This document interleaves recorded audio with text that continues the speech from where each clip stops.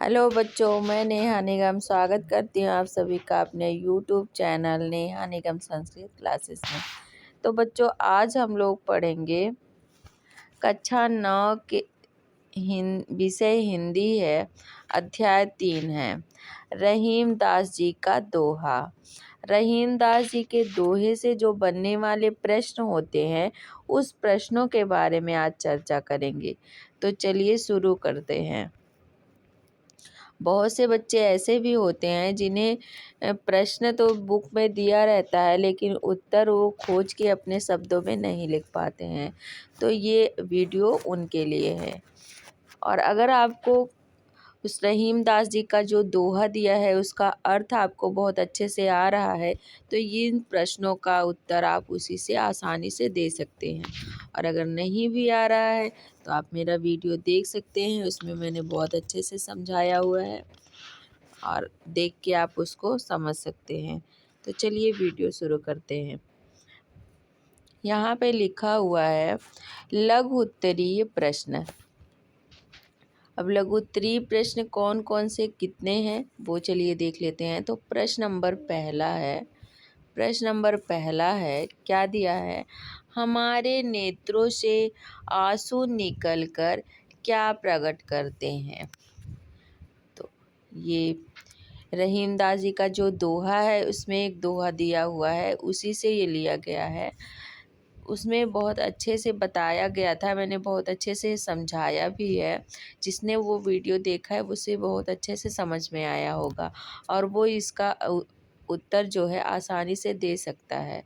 तो चलिए देखते हैं क्या है उत्तर। हमारे नेत्रों से आंसू निकलकर हृदय के दुख को प्रकट करते हैं।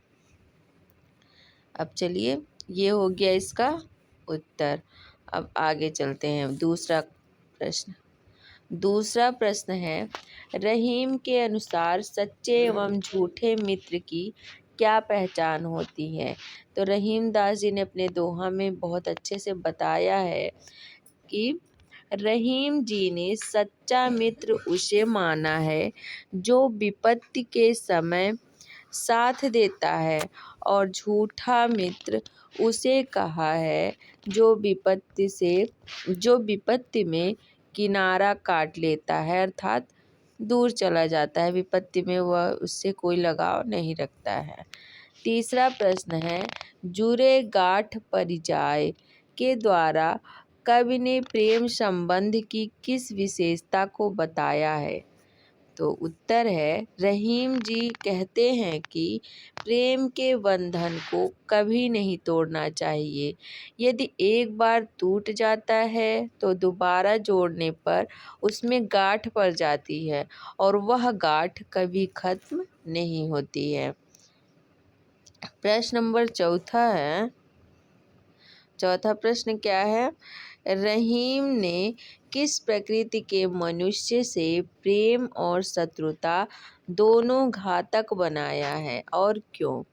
रहीम ने ओछे प्रकृति के मनुष्य से, या दुष्ट प्रकृति के कह सकते हैं आप, दुष्ट प्रकृति के मनुष्य से प्रेम और शत्रुता करना घातक बताया है, क्योंकि दुष्ट या ओछे प्रकृति का मनुष्य कभी अपनी हरकतों से बाज नहीं आता। ऐसे व्यक्ति से सदा सावधान रहने की जरूरत होती है। अब पांचवा प्रश्न है, कौन दीन बंधु के समान होता है। तो कवि रहीम के अनुसार जो व्यक्ति दीन व्यक्तियों के प्रति दया भाव रखता है वही दीन बंधु के समान होता है। प्रश्न नंबर 6वां है, रहीम ने झूठे और सच्चे मित्र की क्या पहचान बताई है। तो उत्तर है, रहीम कवि बताते हैं कि सच्चे मित्र की परीक्षा विपत्ति के समय में होती है। अच्छे दिनों में तो बहुत से लोग मित्र बन जाते हैं, परंतु सच्चा मित्र वही होता है जिसे विपत्ति की कसौटी पर कस लिया जाए। झूठे मित्र विपत्ति में पास नहीं आते, किंतु सच्चा मित्र वही होता है जो विपत्ति में भी मित्र की सहायता करता है। और झूठा मित्र तो जल के समान होता है। मछली जाल में फंस जाती है तो जल मछली को छोड़कर आगे बह जाता है। उसे मछली पर तरस नहीं आता। वह झूठा मित्र है। दूसरी ओर मछली है जो जल से बिछुड़कर उसके वियोग में अपने प्राण तक त्याग देती है। और सच्चे मित्र मछली के समान होता है।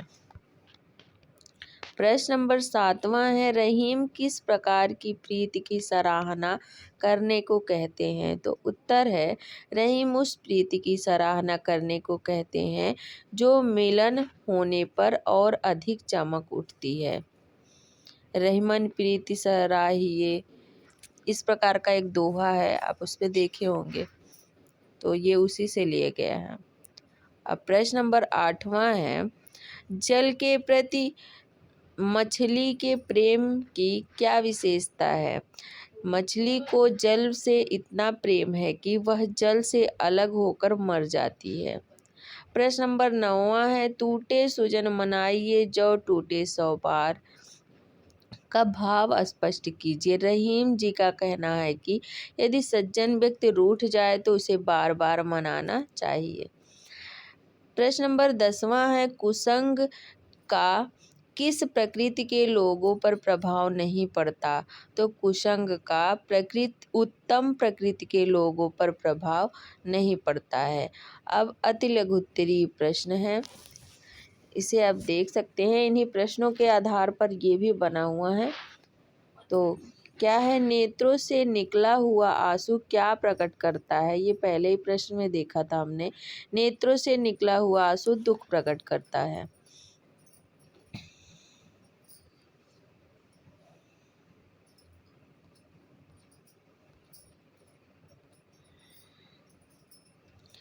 रहीम ने किस भाषा में काव्य का सृजन किया है?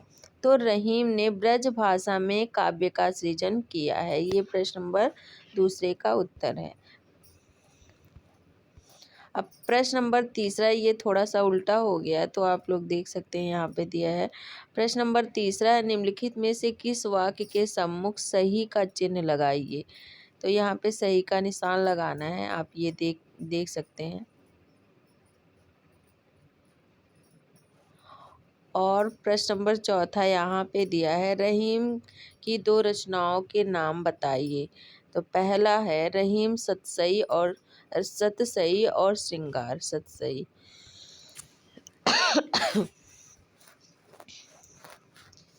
इसी प्रकार से प्रश्न नंबर 5वां है, रहीम का पूरा नाम। तो रहीम का पूरा नाम है अब्दुल रहीम खान खाना था। रहीम को किस प्रकार का अमृत पीना अच्छा नहीं लगता? रहीम को बिना मान का अमृत पीना अच्छा नहीं लगता है। तो यहाँ से ये पाठ समाप्त होता है। अगर आपको ये वीडियो अच्छा लगा हो तो लाइक, शेयर, कमेंट ज़रूर करिएगा और मेरे वीडियो को सब्सक्राइब भी कर लीजिएगा। चलिए हम मिलते हैं अगले वीडियो में, तब तक के लिए धन्यवाद।